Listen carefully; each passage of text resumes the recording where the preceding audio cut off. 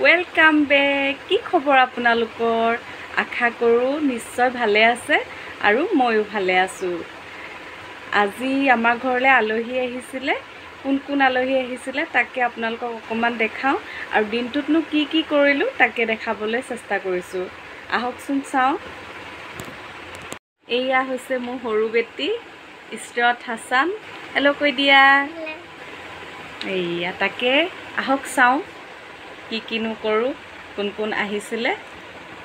এয়া হৈছে ফাৰিহা বাইটিৰ ছোৱালী, এয়া হৈছে তানজিম কেকাৰ ল'ৰা, এয়া মোৰ ছোৱালী দুজনী। তাৰপাছত এয়া কেকা, তাৰপাছত এয়া হৈছে ৰুনুমবাই, এয়া হৈছে বৌ, এয়া মিষ্টাৰ বৌয়েক হয়।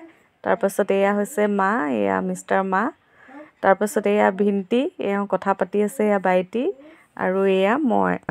তাৰপাছত ৰাতি দাদা এজনৰ ঘৰলৈ বিহু খাবলৈ গ'লোঁ। তাত গৈ ইয়াত বিহু নাচিলোঁগৈ। বৌয়ে মই বিহু নাচি আছোঁ, দাদা এজনে আৰু আমাৰ এওঁ গান গাই আছে।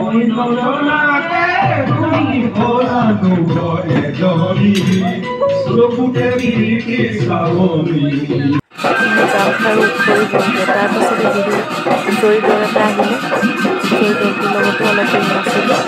আমাৰ অসমীয়াজনীয়ে পূৰা ঘূৰি নাচিছে তাইও।